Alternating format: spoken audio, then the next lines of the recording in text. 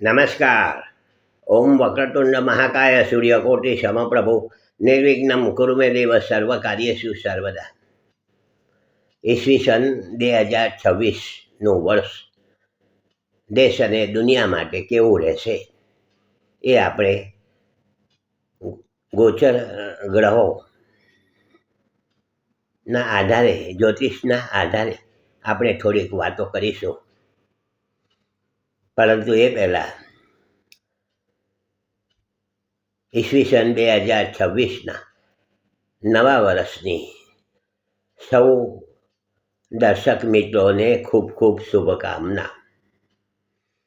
નવા વર્ષમાં ઈસવીસન 2026ના વર્ષમાં સૌની મનોકામના પૂરી થાય, સૌની અપેક્ષા પૂરી થાય, સૌનું આરોગ્ય ખૂબ સારું રહે, લોકોને જે કંઈક હાંસલ કરવું છે, રૂકાવટો આવે છે, તે ઈસવીસન 2026માં આ બધું રૂકાવટો દૂર થાય,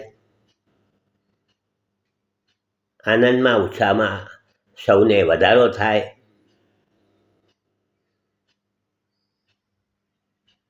આરોગ્ય સૌનું ખૂબ સારું રહે એવી આપણા ઈષ્ટદેવ, આપણા પ્રભુ પાસે આપણે પ્રાર્થના કરીએ કે સૌને સારું થાય, સૌની મનોકામના પૂરી થાય. ઈસવીસન 2026માં સૌને આનંદમાં ઉત્સાહમાં વધારો થાય એવી પ્રભુ પાસે પ્રાર્થના.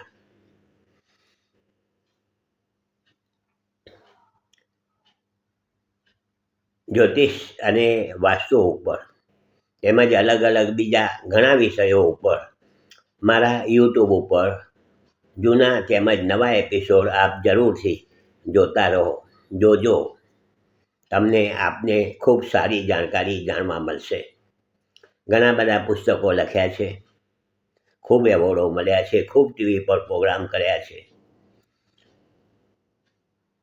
પરંતુ આપને કંઈક એ બાબતે કંઈક વધુ જાણવાની ઈચ્છા હોય, કંઈક રસ હોય તો આપ યુટ્યુબ ઉપર જરૂરથી જોજો, બીજાને જોવાની ભલામણ પણ કરજો.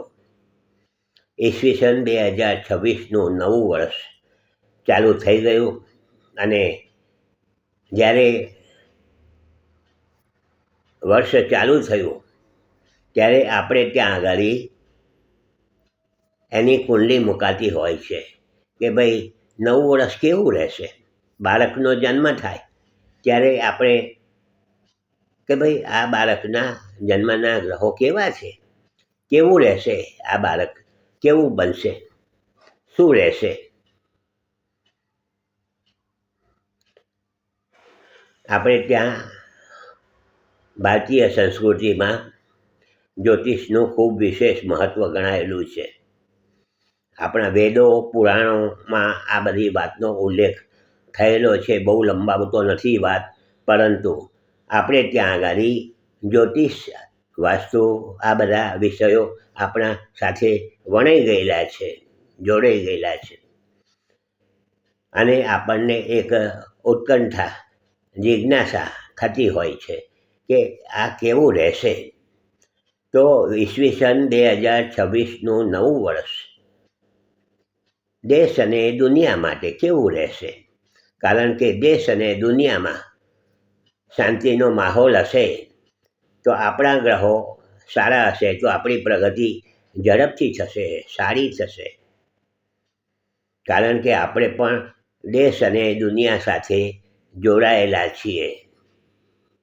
તો આ બધી વાતો છે, કાલે આપણે શરૂઆત કરીશું. જોડાયેલા રહેજો. સૌને ફરીથી